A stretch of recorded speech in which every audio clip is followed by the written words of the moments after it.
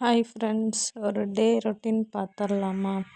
இன்றைக்கி வந்துட்டு நான் குதிரைவாலி அரிசி வந்துட்டு எடுத்திருக்கேன். நான் வச்சுருக்க இந்த சின்ன அலக்காவில் வந்துட்டு அளவு வந்துட்டு நான் எடுத்துக்க போகிறேன். இதில் வந்துட்டு நம்ம கட் பண்ணிக்கலாம். இந்த அரிசியை குதிரைவாலி அரிசி வந்துட்டு கட் பண்ணி எடுத்துக்கோங்க. வந்துட்டு 1.5 படி இது அளந்தோன்னா நமக்கு வந்து 2 படி வரும். அரை கிலோ பாக்கெட் இது அளந்தோம் அப்படின்னு சொன்னிங்கன்னா இதால் வந்துட்டு 2 படி வரும். கரெக்டாக 2 படி தான் வரும். இது இந்த அரிசி 2 படி. அதுக்கப்புறம் இட்லி அரிசி இருக்குது பார்த்திங்களா, அது வந்துட்டு ஒரு 1.5 படி. இது எடுத்துக்கிட்டாவே 3.5 படிக்கு, இதுக்கு 3.5 படிக்கு வந்துட்டு அளவு வந்துட்டு கரெக்டாக இருக்கும். 3.5 படி இது அரிசிங்க. அதுக்கப்புறம் வந்துட்டு அரை படி வந்துட்டு உளுந்து எடுத்தாவே நமக்கு கரெக்டாக இருக்கும். அரைப்படி உளுந்து சேர்த்துக்கலாம். அதுக்கப்புறம் 1 டம்ளர் வந்துட்டு நீங்கள் பச்சரிசி கொஞ்சம் சேர்த்துக்கோங்க. அப்புறம் 1 டம்ளர் அவல் சேர்த்துக்கோங்க. நான் அரைக்கும் போது வந்துட்டு அது சேர்த்துக்குவேன்.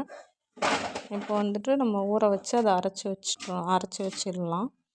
இப்போ வந்துட்டு நான் காலையிலே நான் விடிய காலம் ஊற வச்சுட்டு நான் வந்துட்டு அரைச்சி வச்சுட்டேன்னா கரெக்டாக நைட்டு வந்துட்டு நம்ம மதியம் ஈவினிங் போலலாம் அது வந்து புளிச்சிரும்.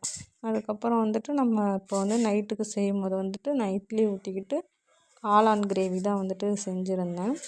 காளான் வந்துட்டு கட் பண்ணிவிட்டு வெங்காயம் தக்காளிலாம் கட் பண்ணி வச்சுட்டு நான் வந்து வதக்கிறதுக்கு வந்து எடுத்து வச்சுக்கிட்டேன். இதெல்லாம் மல்லி, இந்த ஸ்பைசஸ் இருக்குது பார்த்திங்களா, நம்ம அதெல்லாம் போட்டு நம்ம அரைச்சி வச்சுக்கலாம். வெங்காயம் தக்காளி போட்டு மல்லி, மிளகு, சோம்பு, சீரகம், பட்டை, கிராம்பு இதெல்லாம் போட்டு நம்ம வதக்கிட்டு மிக்ஸி ஜாரில் மாற்றி நம்ம வந்துட்டு நல்லா ஃபைனாக கொஞ்சம் வந்துட்டு நம்ம அரைச்சி வந்து எடுத்துக்கலாம்.